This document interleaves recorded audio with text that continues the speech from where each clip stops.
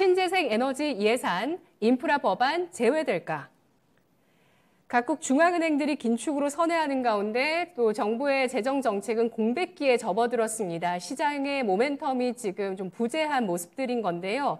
하지만 여전히 시장 정책에 목마른 모습을 보여주고 있습니다. 오늘 온실가스 감축 정책에 대해서도 관련주의 움직임이 나오고 있고요. 또 시장에서 기다리는 것이 바로 미국의 인프라 투자 법안 이슈가 될 텐데요.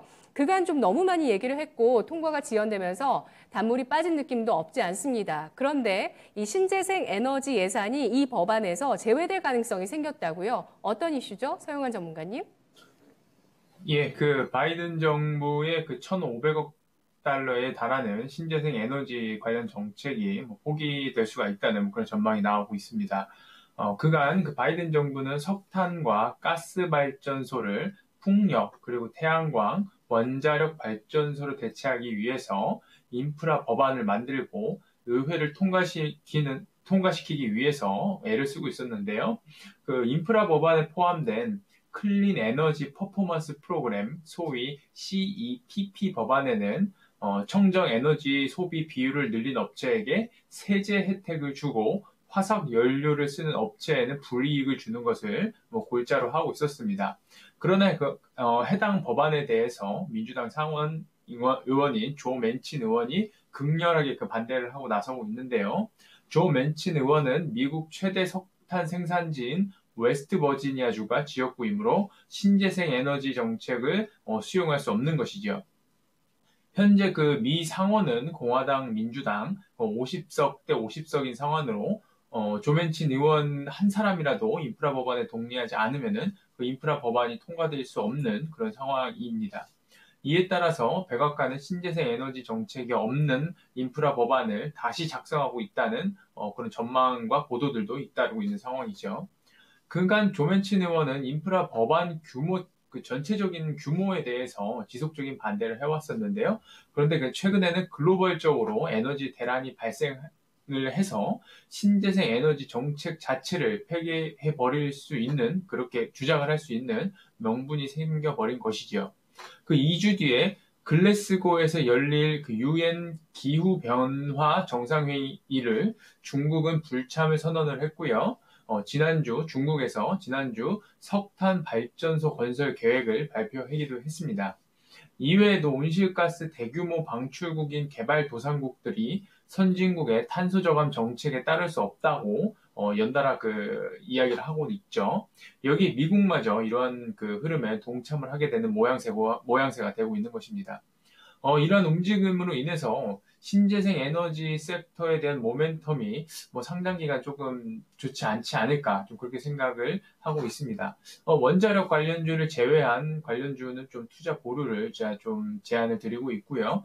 유럽 각국이 최근 에너지 부족으로 인해서 더욱더 신재생 에너지 증가에 좀 박차를 가할 것이라고 발표를 했기 때문에 장기적인 투자 대상으로는 좀 적합해 보이지 않나, 그렇게 생각을 하고 있습니다.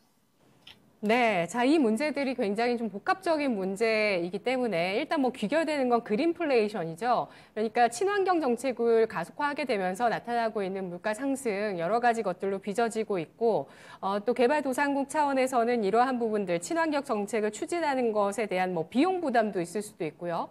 또 지금 말씀해주신 미국의 민주당의 조 맨친 의원 같은 경우에는 미국 내에서 석탄을 생산하는 웨스트 버지니아주 출신의 또 의원이라는 점에서 이러한 석탄 생산, 기존의 어떤 기득권이라고도 할 수 있는 이런 석탄 생산 쪽에 대한 내용들을 대변해주는 정치인입니다. 따라서 한 명이라도 반대를 했을 때 이러한 인프라 투자 법안이 통과가 될 수 없기 때문에 현재 백악관 내에서 이것을 수정하고 있다라는 내용까지 전해지고 있다고 전해주셨는데요. 자, 그러면 우리 전성진 전문가님께서는 어떤 의견을 갖고 계실까요? 네, 신재생 에너지 정책은 계속될 것으로 보고 있습니다. 민주당 맨친 의원은 공개적으로 3조 5천억 달러 예산을 편성한 것은 현재 미국의 경제 현실을 외면하고 있다.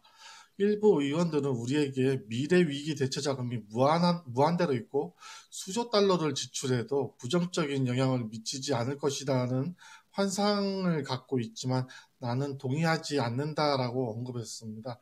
결과적으로 입법부 의원 몇 명에 의해서 행정부의 정책을 뒤흔드는 것인데 이는 견제를 넘어선 부분이라고 생각을 합니다. 진짜로 정책의 방향이 바뀌면 EU 등 전 세계가 진행하려고 했던 정책 공조는 무산이 될 가능성이 커진다고 봐야겠죠. 설령 일부 국가만 진행하더라도 효과는 없겠죠. 일부 언론에서는 공화당 유력 지역에서 당선된 맨친에 대한 민주당의 남다른 대우에 대해서 언급하기도 했습니다. 어느 나라든 미스터 쓴소리는 있기 마련인데 아무튼 미국의 결정이 어떠한 파장을 낳는지 결과는 지켜봐야 할 것 같습니다. 네, 알겠습니다. 주식시장에서 정책 공조라는 건 굉장히 강력한 모멘텀입니다. 2008년 금융위기 때도 동시에 중앙은행들이 금리를 낮췄다는 것 자체에 대해서 시장이 굉장히 큰 반응을 했었고요. 이번에도 역시 마찬가지였죠. 그리고 함께 나오고 있는 것이 탄소 저감 정책 공조가 글로벌적으로 이어진다는 점이 또 배터리주라든지 여러 종목들의 상승을 뒷받침해주고 있는데 과연 미국 쪽에서 이러한 인프라 투자 법안에서 신재생 에너지 법안이 빠지는지 여부, 전 세계 친환경 정책의 공조 여부 확인할 수 있는 중요한 사안이 되겠습니다. 첫 번째 이슈 확인해 봤고요.